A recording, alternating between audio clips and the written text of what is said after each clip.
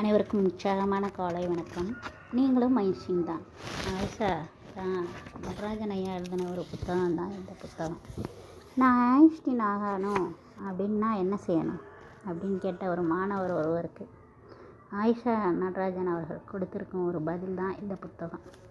Einstein போல சிந்திப்பதுனா என்ன? அறிவியல் மனப்பான்மையும் சமூக பொறுப்புணர்ச்சியும் மனித நேயமும் கடும் நெருக்கடியான வாழ்க்கைக்கும் நடுவே உலகின் அதுவரை யாரும் சிந்திக்காத ஒரு திசையில் ஐன்ஸ்டீன் சிந்திப்பது எப்படி? இன்று வரையில் வெல்லப்படா முடியாத அறிவின் சிகரமாக, ஒப்பற்ற அறிவு ஜீவிதத்தின் அடையாளமாக ஐன்ஸ்டீன் இருப்பது எப்படி? இந்த கேள்விகளுக்கெல்லாம் பதில் தருகிறது இந்த ஒரு சின்ன நூல். இந்த நூலை நீங்கள் வாங்கி படித்து விட்டாலே போதும், நீங்களும் ஐன்ஸ்டீன் தான். இந்த சிறு நூலை தயாரிப்பதில் அச்சுக்கு முந்தைய படியும் சரிபார்த்து உதவிய மாநில செயற்குழு உறுப்பினர் திரு ரிஷி சரவணன் மற்றும் கோவை மாவட்ட செயலாளர் திரு வே ராமகிருஷ்ணன் ஆகியோருக்கும் நான் நன்றியை தெரிவித்துக் கொள்கின்றேன். அழகான வடிவமைத்து மேலட்டையும் உருவாக்கி உதவிய திரு காலத்திக்கும் அவர்களுக்கும் நன்றி. குறிப்பாக அறிவியல் வெளியீடுகளின் இன்னும் ஒரு சிறப்பான புத்தகமாக இந்த புத்தகம் அமையும். அறிவியல் வெளியீடுகள் குழுவினருக்கும் வாழ்த்துக்கள். அனைத்து மாணவர்களுக்கும் கொண்டு சேர்க்க வேண்டிய மிகச்சிறந்த புத்தகம்.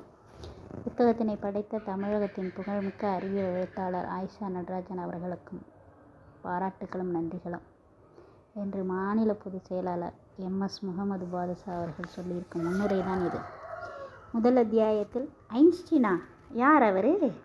இன்னைக்கும் என்றைக்கும் உலகத்தின் மாமரேன்னு சொன்னால் அது ஆல்பர்ட் ஐன்ஸ்டீன் மட்டும்தாங்க. ஆல்பர்ட் ஐன்ஸ்டீன் போல் நாமளும் உருவாக வேணுமா அப்படின்னு நினைக்கிறீங்களா? உங்களை நான் அன்போடு அதற்கு வரவேற்கிறேன். ஐன்ஸ்டீன் போல் ஆவதற்கு நம்ம என்ன செய்யணும்? ஃபஸ்ட்டு தமிழ்நாடு அறிவியல் இயக்கத்தின் சார்பாக கரூரில் நடத்தப்பட்ட 1000 குழந்தைகளோட ஆயிஷா நடராஜன் அப்படின்ற ஒரு நிகழ்ச்சியில் கேட்கப்பட்ட கேள்வி தாங்க இது. இதை கேட்ட மாணவருக்கு 7வது படிக்கின்ற வயது தான் இருக்கும். ஆனால் இது நல்ல சுவாரஸ்யமான செய்தி தான், நல்ல சுவாரஸ்யமான ஒரு கேள்வி தான். இப்படி ஒரு நல்ல சுவாரஸ்யமான கேள்விகளை கேட்பதில் நம்ம தமிழ் குழந்தைகளுக்கு மிகை யாருமே இல்லைன்னு சொல்லலாம். யாருங்க இந்த ஐன்ஸ்டீன் என்று கூட சிலர் கேட்கலாம். ஐன்ஸ்டீன் போல் ஆவதற்கு நாம் என்ன செய்யணும் என்பதை அறிந்து கொள்ளும் முன் ஐன்ஸ்டீன் போல் யார், அவரை போல் ஆக வேணும்னா நாம் நினைப்பது ஏன் என்பதையெல்லாம் அது குறித்து அறியாதவர்களுக்கு நாம் சொல்ல வேண்டாமா? எனவே நாம் முதல் ஐன்ஸ்டீன் என்னும் மாமனிதனின் வாழ்க்கையை பற்றி பார்ப்போமா? வாங்க போகலாம். ஆல்பர்ட் ஐன்ஸ்டீன் உலகத்தின் சிந்தனை போக்கை மாற்றியமைத்த அறிவியல் அறிஞர்களில் ஒருவர்.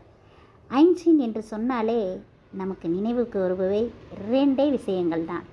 ஒன்று அவருடைய சார்பு தத்துவம், மற்றொன்று அவருடைய மிக பிரபலமான நிறையாற்றல் சமன்பாடு. என்ன? Capital E=mc². ஞாபகம் வருதா? கலீலியோ கலிலி, ஐசக் நியூட்டன் போன்ற அறிஞர்களின் வரிசையில் அறிவிக்கப்படும் அளவிற்கு ஆல்பர்ட் ஐன்ஸ்டீன் நம்முடைய அறிவியல் போக்கை மாற்றியமைத்தவர். அவர் 1879ஆம் வருடம் மார்ச் மாதம் 14ஆம் தேதி ஜெர்மனியில் உல்ம் அப்படின்ற ஊரில் தான் பிறந்திருக்காரு. என்னிடம் ஐன்ஸ்டீனும் பள்ளி வாழ்க்கையும் என்ற ஆங்கிலத்தில் ஒரு புத்தகம் உள்ளது. அதன் அடிப்படையில் பார்த்தால் ஐன்ஸ்டீன் பள்ளிக்கூடத்தில் கல்வியில் பின்தங்கிய மாணவர் என்று தான் சான்றளிக்கப்பட்டுள்ளார். அவரிடம் வகுப்பு ஆசிரியர்கள் வரலாற்றில் எப்போதும் யுத்தங்கள் நடந்தது என்ற ஆண்டுகளின் விவரத்தை கேட்டால் இது தேவையில்லாதது. என்னை பொறுத்தவரையில் யுத்தங்கள் ஏன் நடந்தன என்று அறிந்து கொள்வதை நான் பெரிய அறிவார்ந்த விஷயமாக கருதவில்லை என்று மாணவராக இருக்கும்போதே பதிலளித்தவர் அவர்.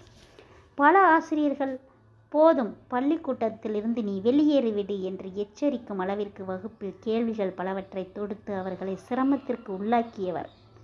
மொத்தத்தில் அவரை பொறுத்தவரையில் பள்ளி படிப்பு மிகவும் கசந்ததாக இருந்தது.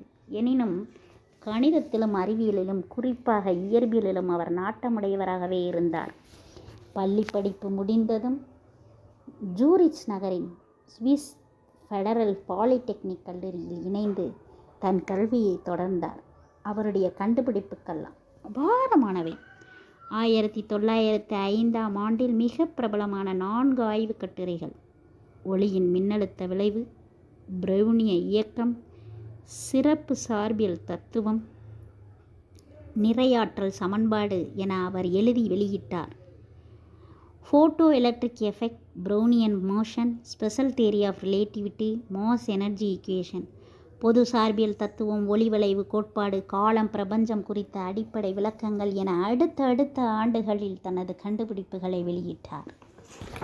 1921ஆம் ஆண்டு மின்னழுத்த விளைவு பற்றிய அவரது பணிக்காக இயற்பியலுக்கான நோபல் பரிசை வென்றார் இந்த ஐன்ஸ்டீன்.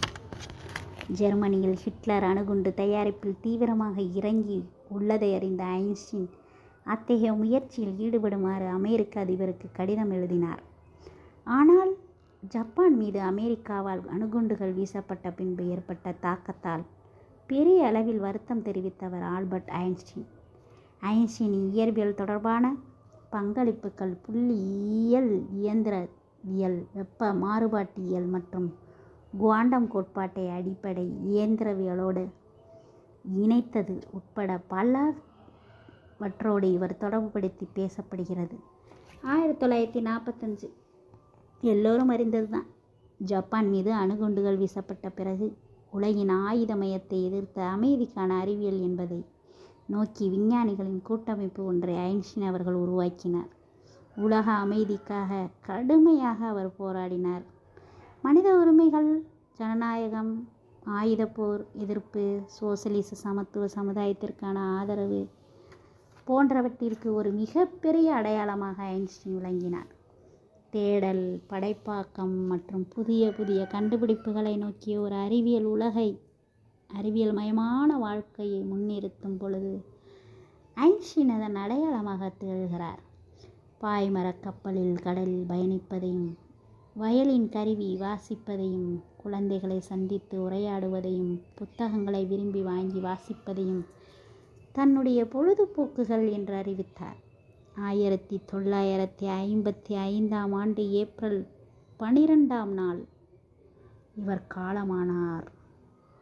இதுதான் ஆல்பர்ட் ஐன்ஸ்டீன் இஸ்ரேல் நாட்டிலிருந்து தங்கள் நாட்டிற்கு அதிபராகுமாறு அழைப்பு வந்த பொழுது, அரசியலை விட அறிவியல் மேலானதுதான் என்னுடைய அடையாளம் என்று அறிவித்தார்.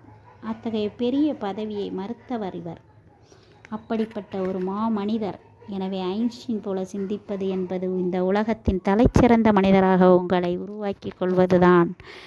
வாருங்கள், எப்படி நாமும் ஐன்ஸ்டீனாக முடியும் என்பதை பற்றி குறித்து யோசிப்போம். 2வது அத்தியாயத்தில் ஒரு பள்ளி மாணவன் ஐன்ஸ்டீன். நாம் இப்போது பள்ளிக்கூடத்தில் படித்து கொண்டிருக்கின்றோம். நம்மை போல பள்ளிக்கூடத்தில் படித்து கொண்டிருக்கும் பொழுதுதான் ஐன்ஸ்டீன் எப்படியெல்லாம் இருந்தார், என்னவெல்லாம் செய்தார் என்பதை நாம் அறிந்து கொண்டால் அவரை போன்ற வாழ்க்கையை நாம் மயமத்து கொள்ளவும் சிந்திக்கவும் நமக்கு அது உதவியாக இருக்கும் அல்லவா? ஐன்ஸ்டீன் ஜெர்மனியில் மூனிச் நகரில் உள்ள லூயிட் போல் ஜிம்னேசியம் என்னும் பள்ளியில் முதலில் சேர்க்கப்பட்டார். பலரும் நினைப்பதை போல ஐன்ஸ்டீன் மோசமான மாணவர் அல்ல. கணிதம், அறிவியல் போன்றவற்றில் அவருக்கு மிகுந்த ஈடுபாடு இருந்தது. மற்ற மாணவர்களுக்கும் அவருக்கும் ஒரு முக்கிய வேறுபாடு உண்டு. மற்ற மாணவர்களைப் போல ஆசிரியர்கள் கிழித்த கோட்டை தாண்டாமல் இருக்க அவரால் முடியவே இல்லை. அவர் பாட புத்தகத்துக்கு வெளியே நிறைய சிந்தித்தார், நிறைய படித்தார். தேர்வுகளை மனப்பாடம் செய்து எழுதும் பழக்கம் அவரிடம் இல்லவே இல்லை.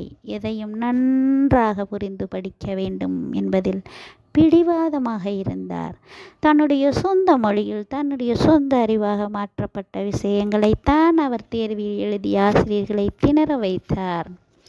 குழந்தை பருவத்தில் அவர் ஒரு ஆடிஸ்டிக் குழந்தையாக இருந்ததால் 5 வயது வரையில் அவருக்கு பேசுவதில் மிகவும் சிரமம் இருந்தது. எனவே மற்றவர்களோடு கலகலப்பாக இருக்கவே மாட்டாராம்.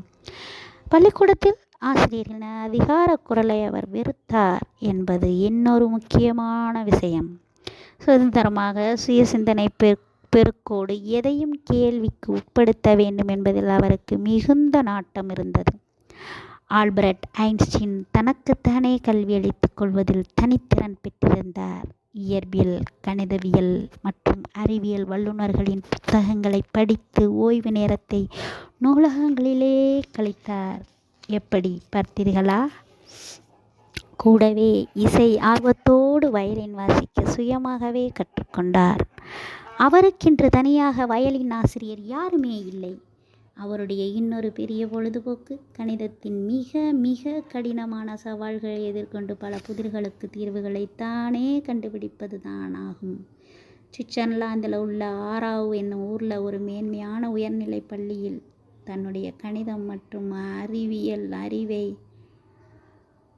வளர்த்து கொள்ளும் வாய்ப்புகளை ஐன்ஸ்டீன் பெற்றார். ஆர்கோவியன் கேண்டோனல் என்ற ஸ்கூல் அந்த ஆராவ். இந்த பள்ளியில் ஐன்ஸ்டீன் பல வகையான கேள்விகளை தொடர்ந்து எழுப்பிய ஆசிரியர்களின் தூக்கத்தை கெடுத்தார். ஆதி காலத்திலிருந்து பின்பற்றப்படும் மனப்பாட கல்வி முறையை அவர் கடுமையாக எதிர்த்தார். 1896 ஆண்டு சூரிச் நகரில் சுவிஸ் சென்ட்ரல் பாலிடெக்னிக்கில் உயர்கல்விக்காக அவர் இணைந்தார். கணிதத்தை தவிர ஏனைய பாடங்களில் திணறினாலும் 1900 ஆண்டு அவர் கல்லூரி படிப்பை வெற்றிகரமாக முடித்தார். பள்ளிக்கூடத்தை பொறுத்தவரையில் ஆல்பர்ட் ஐன்ஸ்டீன் தன்னுடைய வழமையான பாடங்களுக்கும் மேலாக நூலகங்களை தேடி தேடி சென்று புத்தகங்களை வாசித்தல், அறிவியல் தொடர்பான விவாதங்களில் ஈடுபடுதல், கணிதம் தொடர்பான புதிர்களை விரும்பி ஏற்று அவற்றுக்கு தீர்வு கண்டு அறிவித்தல் என பல வகைகளில் அறிவித்திறன் மிக்கவராக தன்னை வளர்த்து கொள்வதில் ஆர்வம் காட்டினார் என்பது இப்போது விளங்குகிறதல்லவா? இதைத்தான் முதல் படியில் நாம் முயற்சிக்க வேண்டும். எத்தகைய முட்டாளாக இருந்தாலும் அறிந்து கொள்வது பிரச்சனையல்ல, புரிந்து கொள்வதே இன்றைய தேவை என்ற ஆல்பர்ட் ஐன்ஸ்டீனின் வார்த்தைகளுக்கு நாமெல்லாம் உயிரோட்ட வேண்டும். 3வது அத்தியாயம் போகலாமா? அவருடைய கல்லூரி வாழ்க்கைக்கு. ஆல்பர்ட் ஐன்ஸ்டீன் கல்லூரி வாழ்க்கை. எதிர்காலத்தில் ஒரு விஞ்ஞானியாக நீங்கள் உருவாக கூடிய அற்புதமான சூழலை சுயமாக தனக்கென்று தன் கல்லூரி காலத்தில் உருவாக்கி கொண்டவர் தான் ஆல்பர்ட் ஐன்ஸ்டீன். இந்த விஷயத்தில் உங்களுக்கான மிகப்பெரிய வழிகாட்டியாக அவருடைய கல்லூரி வாழ்க்கை அமைகிறது. 1896 ஆண்டு தன்னுடைய 17ஆம் வயதில் சுவிஸ் ஃபெடரல் பாலிடெக்னிக் கல்வியகத்தில் தன்னுடைய உயர்கல்விக்காக அவர் இணைந்தார். அறிவியல் தவிர பிற பாடங்களுக்கு அவருக்கு போதிக்கப்பட்டன. ஆனால் அந்த பாடங்கள் அவருக்கு அதிக ஆர்வத்தோடு இணைய முடியவில்லை. மதக்கல்வி, மொழிக்கல்வி போன்றவைகள் அவர் பின்தங்கினார். ஆனால் அந்த கல்லூரியில் மிக அழகான ஒரு வசதி, உங்களுக்கு விருப்பமான சிறப்பு துறையில் வல்லுநர்கள் நடத்தும் வகுப்புகளில் உங்களை நீங்கள் இணைத்துக் கொள்ளலாம் என்பதுதான் அது. அவ்விதம் ஐன்ஸ்டீன் கல்லூரிக்கு சென்ற 1ஆம் ஆண்டு இறுதியிலேயே சிறப்பு கணிதம் மற்றும் சிறப்பு இயற்பியல் பேராசிரியரின் வகுப்புகளில் தன்னை இணைத்து கொண்டாராம். தேர்வுகளை கூட அவர் ஆய்வு கட்டுரைகள் சமர்ப்பிப்பதை அவர் அதிகம் மதித்தாராம். சுய சிந்தனையாளராக, கட்டளைகளுக்கு அடிபணியாதவராக, இதுதான் பாடம் படி என்று சொன்னால் ஏற்றுக்கொள்ளாதவராக அவர் இருந்ததால் அப்படிப்பட்ட கராரான பலருடைய வகுப்புகளை அவர் புறக்கணித்தாராம். அந்த மாதிரியான வகுப்பு நேரங்களை பெரும்பாலும் அவர் நூலகத்திலே கழித்து விட்டார். இதனால் சில பேராசிரியருக்கு அவர் மீது கடுமையான விமர்சனங்கள் எழவும் செய்தன. கல்லூரி வாழ்க்கையை பொறுத்தவரையில் அவர் உயர்ந்த மதிப்பெண் பெறுகிற மாணவராக இருக்கவே இல்லை. மனப்பாடம் செய்து தேர்வு எழுத தூண்டுகின்ற அந்த அமைப்பில் அவருடைய வகுப்பு தோழர்களினுடைய நோட்டு புத்தகங்களை வாங்கி பரீட்சைக்கு படிப்பவராக இருந்ததோடு அந்த பரீட்சைகளிலும் சுயமாகவே விடை எழுதுபவராக அவரே இருந்ததால் சுமாரான மதிப்பெண்கள் தான் கிடைத்தன. சுய சிந்தனை, சுய கற்றல், கற்பனை, படைப்பாக்கம் போன்றவற்றில் அவருக்கு தனித்திறன்கள் இருந்தன. தன்னுடைய தோழி, பிற்கால மனைவி மில்வா மேரிக்கை அங்கு அவர் சந்தித்தார். பெரும்பாலும் இருவரும் இணைந்தே கல்வி கற்று கொண்டிருந்தனர். கல்லூரி நாட்களில் ஹென்றி ஃப்ரிட்ரிக் வேப்பர் என்னும் ஒரு பேராசிரியர் ஐன்ஸ்டீனின் போக்குகளை கடுமையாக விமர்சித்து அவருக்கு எதிராக சில பேராசிரியர்களையும் கிளப்பி விட்டு கொண்டிருந்தார். இதே ஹென்ரிச் வேப்பர் தான் பிற்காலத்தில் ஐன்ஸ்டீன் சார்பியல் தத்துவத்தை வெளியிட்ட பொழுது அதற்கான கணித நிறுவனத்தை வழங்கியவர் என்பதும் குறிப்பிடத்தக்கது. தன்னுடைய கல்லூரி காலத்தில் Albert Einstein, James Clerk Maxwell, Hermann von Helmholtz போன்ற அறிஞர்களின் அறிவியல் ஆய்வுக் கட்டுரைகள் ஆய்வகத்தில் தேடி தேடி எடுத்து சுயமாக படித்தாராம் என்பதுதான் குறிப்பிடத்தக்கது. 1900 ஆண்டு ஆல்பர்ட் ஐன்ஸ்டீன் இயற்பியல் ஒரு பட்டப்படிப்பையும் இயற்பியல் நடத்துவதற்கான ஆசிரியர் டிப்ளமாவையும் பெற்றார். கணிதம், இயற்பியல் தவிர மீதி பாடங்களில் அவர் ஜஸ்ட் பாஸ் தான். அவருடைய கல்லூரி காலங்களில் பேராசிரியருக்கு ஒரு ஸ்டார் மாணவராக இல்லாமல் போனாலும் தன்னை பொறுத்தவரையில் பாடப்புத்தகங்களை விட தன்னுடைய காலத்தில் இயற்பியலில் என்ன நடந்து கொண்டிருக்கிறது என்பது பகுப்பாய்வு செய்கின்ற திறன்களை தாமாகவே வளர்த்து கொண்ட அறிவியல் சிந்தனை போக்கில் முன்னேறி கொண்டிருந்தார் என்பதை நாம் கவனிக்க வேண்டும். அதோடு அவருடைய கல்லூரி காலத்தின் மார்ஷல் கிராஸ்மேன் போன்ற பல அற்புத தோழர்கள் வாழ்க்கை முழுவதும் அவருக்கு துணையாக இருக்குமாறும் நட்பு வட்டத்தை உருவாக்கி கொண்டாராம். ஆஹா, இப்படிப்பட்ட ஒரு மாணவன்! A student is not a container you have to fill but a torch you have to light up.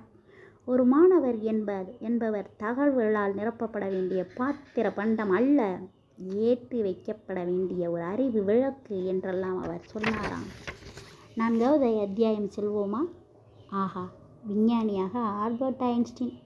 தன்னுடைய கல்லூரி காலத்திலேயே மிகுந்த ஆர்வம், தேடல், சுய ஊக்குவிப்பு, பிடிவாதம், கற்றலில் ஆழம் போன்றவற்றை கடைபிடித்த ஆல்பர்ட் ஐன்ஸ்டீன் வரலாற்றில் சிறப்பு இடம் பெறுகின்ற புரட்சிகரமான கொள்கையை வெளியிடுகின்ற கோட்பாடு இயற்பியலாளராக விரைவில் ஜொலித்தாராம். எத்தனையோ இடங்களில் தேடி அலைந்தும் அவருக்கு வேலை கிடைக்கவே இல்லை.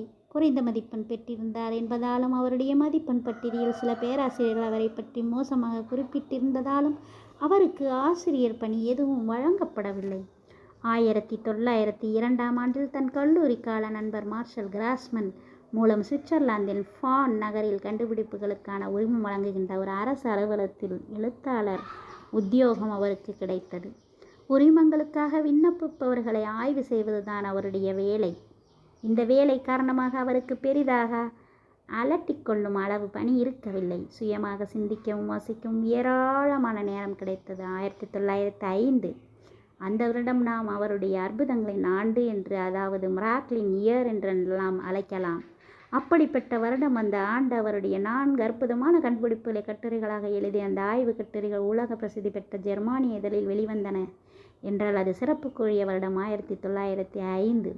ஒரு விஞ்ஞானியாக வைத்த நம்மளையெல்லாம் அறிய வைத்த இன்று குவாண்டம் இயற்பியலின் அடிப்படையால் ஒளிமின் விளைவு 1905 ஃபோட்டோ எலக்ட்ரிக் எஃபெக்ட் மார்ச் மாதம் அனலண்டர்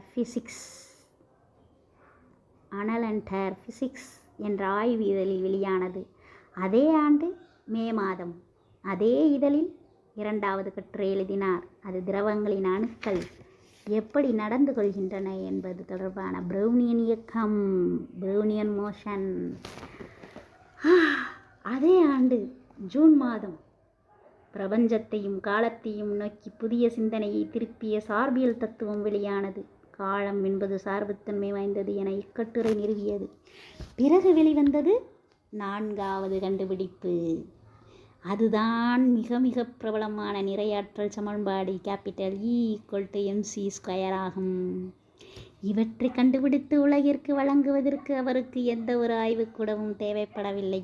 அவருக்கு தேவைப்பட்டதெல்லாம் அவருடைய மூளையும் கணித நிறுவனங்கள் வழங்குகின்ற அறிவும், நியூட்டன் உள்பட தனக்கு முன்பான விஞ்ஞானிகளின் அறிவை குறுக்கு விசாரணை செய்ய ஒரு புதிய அறிவியல் பார்வையும் தான்.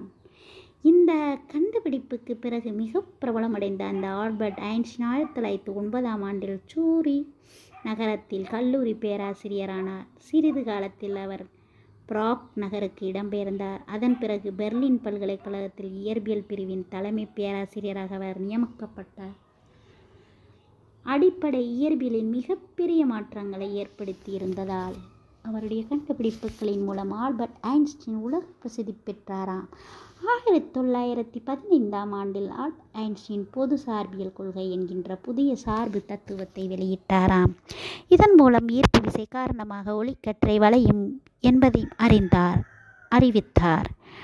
இதனை பரிசோதிப்பதற்காக 1919 ஆண்டின் சூரிய கிரகணத்தின் போது விஞ்ஞானிகள் உயர்வகை தொலைநோக்கிகள் கொண்டு ஆய்வு செய்வதில் ஐன்ஸ்டீன் கூறுவது உண்மை என நிரூபிக்கப்பட்டது. இதன் பிறகு அவருடைய புகழ் இன்னும் பல மடங்கு அதிகரித்தது. பிற்காலத்தில் ஐன்ஸ்டீன் குவாண்டம் கோட்பாட்டில் மிக முக்கியமான பல தரவுகளை கேள்விகளாக எழுப்பிக் கொண்டு நீல்ஸ் போர் போன்ற விஞ்ஞானிகளுடன் இணைந்து கோட்பாட்டை வளர்த்தெடுக்க தன் பங்களிப்பை செய்தார்.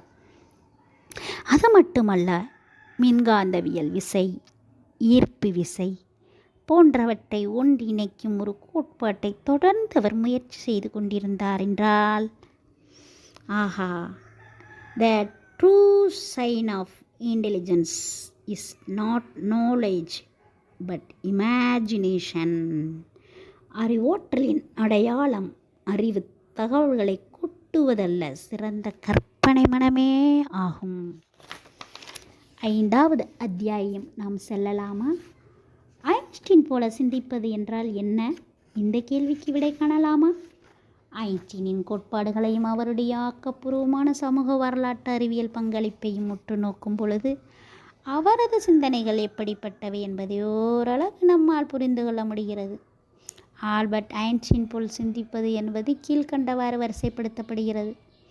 ஐன்ஸ்டீன் போல சிந்திப்பது என்றால் நாம் முதலில் எதனாலே, எப்படி போன்ற கேள்விகளுக்கு முக்கியத்துவம் தர வேண்டும்.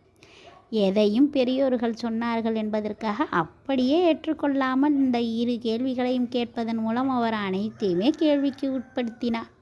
ஒருமுறை அவர் சொன்னாராம், எனக்கு அடிப்படை திறன்கள் என்று பெரிதாக எதுவும் இல்லை. இந்த அடிப்படை திறன்கள் என்று பெரிதாக எதுவும் இல்லை. ஆனால் நான் மிக ஆழமான அனைத்து விஷயங்கள் குறித்தும் ஆர்வத்தை கொண்டவன். இந்த ஆர்வம்தான் மற்றவர்களிடமிருந்து என்னை வித்தியாசப்படுத்தி காட்டுகிறது என்றாராம். அவரை போன்று சிந்திப்பது என்றால் அதுவரையில் யாரும் தொடாத சிந்திக்க விரும்பாத விஷயங்கள் குறித்து தீவிரமாக முயற்சி மேற்கொள்வதுதான். மற்றவர்கள் செய்ய தயங்கும் ஒரு விஷயத்தை என்னால் முடியும் என்று தைரியமாக நாம் எதிர்கொள்ள வேண்டிய ஒரு வகையான பயமறியா மனதை நாம் ஊக்கப்படுத்த வேண்டும். 3வது முக்கிய விஷயம், நம்முடைய கற்பனை வளத்திற்கும் படைப்பாக்கத்துக்கும் அதிக முக்கியத்துவம் தர வேண்டும். மனப்பாட அறிவை தள்ளி வைத்துவிட்டு நாம் புதிய விஷயங்களை கற்பனையில் இப்படி நடந்தால் எப்படி இருக்கும் என்று மனக்கண் முன் காட்சிப்படுத்த வேண்டும். உதாரணமாக, தன்னுடைய சிறு வயதில் ஆல்பர்ட் ஐன்ஸ்டீன் ஒளியின் வேகத்தில் தான் பயணிப்பது மட்டுமல்லாமல் ஒளியின் மேலேயும் உட்கார்ந்து தான் பயணித்தால் எப்படி இருக்கும் என்று ஒரு முறை கற்பனையாக காட்சி ஓட விட்டாராம். அந்த காட்சியை யோசித்து பார்த்தா, ஒளிக்கு நிகரான வேகத்தில் பயணம் செய்து அதற்கு இணையாக ஓடிக்கொண்டே ஒளியை பார்த்தால் ஒளி பார்ப்பதற்கு எப்படி இருக்கும் என்பன போன்ற வினோதமான கேள்விகளையும் அவர் எழுப்பிக் கொண்டாராம். ஆஹா, அடுத்த விஷயம் என்ன? மற்றவர்களைப் போல நேர்கோட்டில் சிந்திக்காமல் குறுக்குவெட்டாக நம் சிந்தனையை புதிய நோக்கில் செலுத்த வேண்டுமா? ஒரு பிரச்சனைக்கான தீர்வு என்பது அந்த பிரச்சனை ஏற்பட்ட போது இருந்த சூழலிலிருந்து முற்றிலும் விலகி புதிய கோணத்தில் அணுகும் போதுதான் அணுக வேண்டிய விடை எளிதாக நமக்கு கிடைத்து விடுமா என்பதுதான் ஐன்ஸ்டீனின் கூற்றாகும். ஒரு விஷயம் முழுமையாக நமக்கு புரிந்தாலும் கூட அவற்றை எளிமைப்படுத்தி பிறருக்கு புரியும்படி நம்மால் நம்முடைய மொழியில் சொந்தமாக அதை விளக்க நாம் பழகி கொள்ள வேண்டுமா? ஆஹா, ஐன்ஸ்டீன் சிந்தனை போக்கின் மிக முக்கியமான அம்சம் எல்லாவற்று கேள்விகளுக்கும் உட்படுத்தி சவால்களை உருவாக்கி கொள்ளுதலாகும். இந்த சவால்களை தனிமையில் உட்கார்ந்து நாம் சிந்தித்து பல வகையாக அவற்றிற்கு தீர்வுகளை அணுகி இறுதியில் ஒரு குவியத்தில், அதாவது ஃபோக்கஸ் பண்ணி அந்த சொல்யூஷனை கொண்டு வருவது தான் அவருடைய தனிச்சிறப்பாம். ஒரு குவியத்தில் தீர்வுகளை கொண்டு வருவது அவருடைய தனிச்சிறப்பாம். இதன்படி பார்த்தால் நாம் ஏற்கனவே இருக்கக்கூடிய பழைய சிந்தனை முறை என்ன என்று அறிந்து புதிய சிந்தனை முறைக்கு கொண்டு வருதல் அவருடைய சிந்திக்கும் போக்குகளில் முக்கியமானதாகும். அவர் ஆய்வுக்கூடங்களை நம்பி இருக்கவில்லையே, அவருக்கு அவருடைய சொந்த மனம்தான் ஆய்வுக்கூடம். எனவே தான் சிந்தனை ஆய்வுகளை அவர் நடத்தக்கூடியவராக இருந்தாராம். ஐன்ஸ்டீன் உருவாக்கி கொடுத்த சிந்தனை ஆய்வுகள் தான் மிக மிக பிரபலமானவை. நீங்கள் ரயிலில் போய் கொண்டிருக்கிறீர்கள் என்று வைத்துக்கொள்வோம். ரயில் மணிக்கு 20 கிலோமீட்டர் என்ற வேகத்தில் போய்கொண்டிருக்கிறது என்று சொல்வோம். ஒரு பந்தை மேல் நோக்கி எறிந்து கீழே வரும்போது பிடித்து விட்டீர்கள். உங்களை பொறுத்தவரையில் நீங்கள் ரயிலுக்கு உள்ளே பயணிப்பதால் பந்து மேலே சென்று திரும்ப உங்கள் கைக்கு நேர்கோட்டில் பயணித்து திரும்பிவிட்டது. ஆனால் ரயிலுக்கு வெளியே இருக்கும் ஒருவர் பார்க்கும்போது ரயில் நகர்ந்து கொண்டிருப்பதால் பந்து மேல் நோக்கி சென்று ரயிலின் வேகத்தோடு இணைந்து கவிழ்த்து வைத்த யூ வடிவத்தில் பயணித்து பிறகு உங்கள் கைக்கு வந்திருக்கிறது என்பன போன்ற மன அளவிலான அறிவியல் சோதனைகள் 100 கணக்கில் அவரிடம் இருந்து நாம் பெற்றிருக்கிறோமே. ஐன்ஸ்டீனை போல உருவாக வேண்டுமென்றால், அவரை போல் நாம் சிந்திக்க வேண்டுமென்றால் 5 படிநிலைகளை நாம் பரிசீலிக்க வேண்டும். அவற்றை நான் சொல்லவா? குறித்து வைத்துக் கொள்கிறீர்களா? முதலாவது, உங்களுக்கு மிகவும் ஆர்வம் தரக்கூடிய தலைப்புகளின் கீழ் உள்ள பாடங்களை பிரச்சனைகளையும் ஆழமாக படித்து அறிந்து பாடப்புத்தகத்திற்கு வெளியே வாசிப்பின் மூலம் உங்கள் அறிவை விரிவு செய்வதற்கு நீங்கள் நேரத்தை செலவிட வேண்டும். ஆஹா. 2. கணித சோதனைகள் மற்றும் அறிவியல் சோதனைகளை தீர்த்து வைப்பதற்காக மனக்கண் முன் சிந்தனை சோதனைகளை நடத்தி பார்க்கும் முறையை நீங்கள் பழக வேண்டும். ஓ. ஏற்கனவே உள்ள அறிவியல் கோட்பாடுகளையும் அனுமானங்களையும் கேள்விக்குட்படுத்தி அவற்றை சவால்களாக மாற்றி சிந்திக்கும் பழக்கத்தை நீங்கள் ஏற்படுத்தி கொள்ள வேண்டும். Very good. அறிவியல், தத்துவ ஞானம் மற்றும் பிற அறிவியல் துறைகளை ஒன்றிணைத்து ஒன்றோடொன்று தொடர்புபடுத்தி புதிய புரிதலை அடைவதற்கான மன எழுச்சியை வளர்த்து கொள்ள வேண்டும். ஆஹா. 5வது, உங்களுடைய நண்பர்களோடும் வீட்டாரோடும் ஆசிரியர்களோடும் வகுப்பறையோடும் அறிவியல் தொடர்பான சமூக தொடர்பான அடிப்படைகளை கேள்விக்கு உட்படுத்தி அவற்றை குறித்த தீவிர விவாதத்தில் ஈடுபடுவதை உங்கள் வழக்கமாக நீங்கள் மாற்றிக்கொள்ள வேண்டும். வெள்ளை காகிதத்தை மணிக்கணக்கில் பார்த்து கொண்டே தன் காலத்தை கழித்தவர் என்று ஐன்ஸ்டீனை பற்றி சொல்வார்களாம். உங்களுக்கு உங்கள் சிந்தனை போக்கை செலுத்துவதற்கு ஓரளவு தனிமை தேவை. ஏதாவது யோசனைகளும் புதிய சிந்தனைகள் தோன்றும் பொழுது எழுதி வைப்பதற்கு ஒரு பென்சிலும் பேப்பரும் இருந்தால் போதுமல்லவா? நம் காலகட்டத்தில் மிகப்பெரிய சவால் நாம் நம்முடைய கைபேசி, தொலைக்காட்சி போன்றவற்றிலிருந்து விலகி எத்தனை நேரம் நமக்காக நாமே செலவிட்டுக் கொள்கின்றோம் என்பது மிகப்பெரிய கேள்விக்குறியாக இன்று நம் முன்னே இருக்கிறது.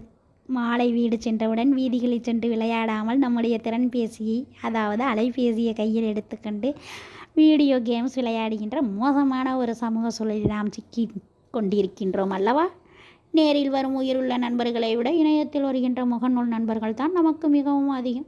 நூலகத்தை விட நாம் இன்ஸ்டாகிராமில் தான் ஏனைய திறன்பேசி செயல்களிலும் அதிக நேரத்தை செலவழிக்கின்றோம். முழுக்க முழுக்க சுய சிந்தனை மழுங்கி போய் இப்படியே கருவிகளின் அடிமையாக ஆகிப்போன ஒரு சந்ததி உருவாகிவிடுமோ என்று அச்சமாக இருக்கிறது என்பதும் ஐன்ஸ்டீனின் வாசகம்தான் என்பதை நினைவில் கொள்ளுங்கள். I have no special talents. I am only passionately curious. எனக்கென்று சிறப்பு திறன் எல்லாம் தனியாக ஏதுமில்லை. எல்லாவற்றின் மீதும் அளவு கடந்த ஆர்வம் மட்டும்தான். அது மட்டும் உண்டு. எப்படிங்க? 6வது அத்தியாயத்துக்கு போகலாமா? ஐன்ஸ்டீன் என்னும் விஞ்ஞானியும் இந்தியாவும். எப்படிங்க? ஆல்பர்ட் ஐன்ஸ்டீன் ஒரு விஞ்ஞானி மட்டுமல்லங்க, அவர் ஒரு சமூக விடுதலை சார்ந்த மனிதநேய பண்பாளர். இப்படி உலக அமைதிக்கான அடையாளங்களில் ஒருவர் தான். மிக எளிய வாழ்க்கை வாழ்ந்த ஒரு மனிதர். இங்கிலாந்து மகாராணியும் தன் வீட்டு பக்கத்து வீட்டில் வசித்து வந்த 8 வயது சிறுமி இருவருமே அவருக்கு ஒன்றுதான். கடைசியாக தன்னுடைய இறுதி காலத்தில் மருத்துவமனையில் இருந்த பொழுது அந்த மருத்துவமனை செவிலியர்களுடன் எளிய பண்பாளராக அவர் பழகிய விதத்தை குறித்து தனியே ஒரு புத்தகம் வெளிவந்திருக்கிறதாம். ஆஹா, படிக்க வேண்டுமே, ஆர்வமாக இருக்கிறதே. அப்படிப்பட்டவர் இந்தியாவின் மீது தனி விருப்பம் கொண்டிருந்தார். இந்தியாவினுடைய தத்துவ ஞானத்தை குறித்து பல விமர்சனங்களையும் பாராட்டுகளையும் முன்மொழிந்திருக்கிறார். இந்தியாவில் நோபல் அறிஞர் ரவீந்திரநாத் தாகூர் அவர்களோடு பல வகைகளில் கல்வி குறித்து அவர் கடித போக்குவரத்து வைத்திருந்தாராம். இந்திய விஞ்ஞானி சத்யேந்திரநாத் போஸ் அவர்களோடு இணைந்து போஸ் ஐன்ஸ்டீன் புள்ளியியல் என்கின்ற ஒரு கண்டுபிடிப்பை நிகழ்த்தினாராம்க. போஸ் ஐன்ஸ்டீன் கண்டன்சேட் என்று ஒரு பொருளின் திட திரவ வாயு நிலைக்கு அப்பாற்பட்ட 4ஆம் நிலை எட்டப்பட்டதாம். ஐன்ஸ்டீனின் சார்பியல் தத்துவத்தை ஆங்கிலத்தில் மொழிபெயர்த்த பெருமை நம்முடைய நாட்டின் அறிஞர் மேக்நாத் ஷாஹாவையும் சத்யேந்திரநாத் போஸ் அவர்களையும் சாரும். இந்த புத்தகத்தை வெளியிடக்கூடாது என்று ஆங்கிலேயர்கள் தடை விதித்த பொழுது இது தன்னுடைய அனுமதி பெற்றுத்தான் வருகிறது என அதனை தைரியமாக வெளியிட உதவியவர் தானாம் ஆல்பர்ட் ஐன்ஸ்டீன். ஜவஹர்லால் நேரு அவர்கள் அறிவியல் மனப்பான்மை குறித்து தனியே ஒரு கட்டுரை எழுதிய பொழுது அந்த கட்டுரையை ஆதரித்து இந்தியாவினுடைய அரசியல் சட்டம் ஏற்கனவே அப்படிப்பட்ட விதமாக அருமையாக செயல்பட்டு வருகிறது. நீங்கள் பிரதமரானதும் உடனடியாக தீண்டாமை குற்றம் என்று அறிவித்திருக்கிறீர்கள். பல வகையான சிறந்த சமூகமாக இந்தியா உருவாக உங்கள் உழைப்பு மகத்தானது என்று பாராட்டி கடிதம் எழுதியவர்தான் ஆல்பர்ட் ஐன்ஸ்டீன். நம்முடைய தேசத்தந்தை மகாத்மா காந்தி அவர்களின் மீது மிகுந்த பாசமும் அன்பும் மரியாதையும் கொண்டிருந்தவர்தான் இவர். மகாத்மா காந்திக்கு எழுதிய கடிதம் ஒன்றில் எத்தகைய வன்முறையும் இன்றி ஒரு போராட்டத்தை நடத்த முடியும் என்று உலகிற்கு காட்டியிருக்கிறீர்கள் என்று எழுதினார். அதேபோல மகாத்மா காந்தி இந்துத்துவ வெறியர்களால் சுட்டு கொலை செய்யப்பட்ட பொழுது கடும் விமர்சனத்தை வெளியிட்டு, காந்தி மாதிரியான ஒரு மனிதர் இந்த பூமியில் ஒரு காலத்தில் வாழ்ந்தார் என்பதே பெரிய அதிசய செய்தியாக வரலாற்றில் நிலைக்கும் என்று அறிவித்தாராம் ஐன்ஸ்டீன். பூஜ்ஜியத்தின் கண்டுபிடிப்பு உட்பட இந்தியாவினுடைய அறிவியல் பங்களிப்புகள் குறித்து எப்போதுமே ஐன்ஸ்டீன் தன்னுடைய உரைகளில் குறிப்பிட்டது உண்டு. இந்திய விஞ்ஞானிகளையும் சிந்தனையாளர்களையும் அறிஞர் பெருமக்கள் என்று அவர் ஏற்றுக்கொண்டாராம். Sir C V. ராமன், ஹோமி பாபா, மேக்னாட் சாகா, விக்ரம் சாராபாய் போன்றவர்களின் எண்ணங்களில் எப்போதும் ஐன்ஸ்டீன் குடியிருந்தாராம். We cannot solve our problems with the same thinking we used when we created them. ஒரு பிரச்சனை ஏற்பட்ட போது இருந்த சிந்தனை போக்கை கொண்டு அதே பிரச்சனைக்கான தீர்வை காண முடியாது. தீர்வை கண்டுபிடிக்க புதிய சிந்தனை போக்கு கண்டிப்பாக நமக்கு தேவை என்று சொல்லியவர்தான் 7வது அத்தியாயம் நீங்களும் ஐன்ஸ்டீன் தான் புத்தகத்தின் தலைப்பு. எனவே ஐன்ஸ்டீனை போல ஒவ்வொருவரும் உருவாக வேண்டுமெனில் ஒவ்வொரு அறிவியல் மனப்பான்மை கொண்ட சமூக சிந்தனை வளமிக்க சுய கற்பனைகளில் மனித நேயத்திலும் சிறந்த விஞ்ஞானியாக உருவாக வேண்டும். அதற்கான அனைத்து சூழல்களும் உங்களுக்கு உள்ளன. ஐன்ஸ்டீன் எளிய குடும்பத்தில் பிறந்து வளர்ந்தவர்தான். சிறு வயதில் பேச்சு வருவதற்கே போராடியவர்தான். வகுப்பில் கடைசி பெஞ்ச் மாணவராக இருந்தவர்தான். ஆனால் கல்வியில் ஏராளமான ஆர்வம் கொண்டவர். பாட புத்தகங்களுக்கும் அப்பால் நிறைய வாசித்தவர். எதையும் சுயமாக சிந்தித்தவர். ஏன், எதற்கு, எப்படி என்ற கேள்விகளின் மூலமாக அணுகி உண்மையை ஆராய்ந்து ஏற்றவர். ஆர்வம் தூண்டுகின்ற ஒரு குழந்தை மனம். இறுதி வரையில் அவர் தனக்கு இருக்க வேண்டும் என்று நினைத்தவர். மிக சாதாரண மனிதரிடமிருந்து வருகின்ற கேள்விகளை கூட மதித்து போற்றி அந்த கேள்வியின் அடிப்படையில் ஆய்வுகளை தொடர அவர் தயங்கியவதே இல்லவே இல்லை. அதிகாரப்பூர்வ கல்வியை மறுத்து தேடுதல் கல்வியை ஆதரித்து தன்னை வளர்த்தெடுத்தவர். மதம், இனம், மொழி என்பதற்கு அப்பாற்பட்டு அனைவரின் மீதும் மனிதநேயம் மிக்க அன்பை பொழிந்தவர் ஐன்ஸ்டீன் பெரிய செலவு பிடிக்கும் ஆய்வுக்கூடங்களை விட சுயமான சிந்திக்க தெரிந்த பகுத்தறிவு கொண்ட ஒரு மனம் சிந்தனை ஆய்வுகளின் அதன் மூலமே சாதிக்க முடியும் என்பதை உலகிற்கு ஒரு முன்னுதாரணமாக இருந்து நிரூபித்து காட்டியவர் தான் இந்த ஆல்பர்ட் ஐன்ஸ்டீன். அவரால் முடியும் என்றால் உங்களாலும் முடியும். நீங்களும் ஐன்ஸ்டீன் தான். If you want to live a happy life, tie it to goals, not to people. நீங்கள் மகிழ்ச்சியாக வாழ வேண்டும் என்று நினைத்தால் உங்கள் வாழ்க்கையை மனிதர்களோடு அன்றி ஒரு நோக்கத்தோடு, ஒரு லட்சியத்தோடு இணைத்து கொள்ளுங்கள் நண்பர்களே. எப்படி இருந்தது இந்த புத்தகம்? Any fool can know. The point is to understand. எத்தகைய முட்டாளாக இருந்தாலும் அறிந்து கொள்வது பிரச்சனை அல்ல, புரிந்து கொள்வதே இன்றைய தேவை. நன்றி, வணக்கம். நீங்களும் ஐன்ஸ்டீன் தான். அனைவருக்கும் உற்சாகமான காலை வணக்கம். நீங்களும் ஐன்ஸ்டீன் தான். ஆயிஷா நடராஜன் ஐயா எழுதின ஒரு புத்தகம் தான் இந்த புத்தகம். நான் ஐன்ஸ்டீன் ஆகணும் அப்படின்னா என்ன செய்யணும் அப்படின்னு கேட்ட ஒரு மாணவர் ஒருவருக்கு ஆயிஷா நடராஜன் அவர்கள் கொடுத்துருக்கும் ஒரு பதில் தான் இந்த புத்தகம். ஐன்ஸ்டீன் போல சிந்திப்பதுனா என்ன? அறிவியல் மனப்பான்மையும் சமூக பொறுப்புணர்ச்சியும் மனித நேயமும் கடும் நெருக்கடியான வாழ்க்கைக்கும் நடுவே உலகின் அதுவரை யாரும் சிந்திக்காத ஒரு திசையில் ஐன்ஸ்டீன் சிந்திப்பது எப்படி? இன்று வரையில் வெல்லப்பட முடியாத அறிவின் சிகரமாக, ஒப்பற்ற அறிவு ஜீவிதத்தின் அடையாளமாக ஐன்ஸ்டீன் இருப்பது எப்படி? இந்த கேள்விகளுக்கெல்லாம் பதில் தருகிறது இந்த ஒரு சின்ன நூல். இந்த நூலை நீங்கள் வாங்கி படித்து விட்டாலே போதும், நீங்களும் ஐன்ஸ்டீன் தான்.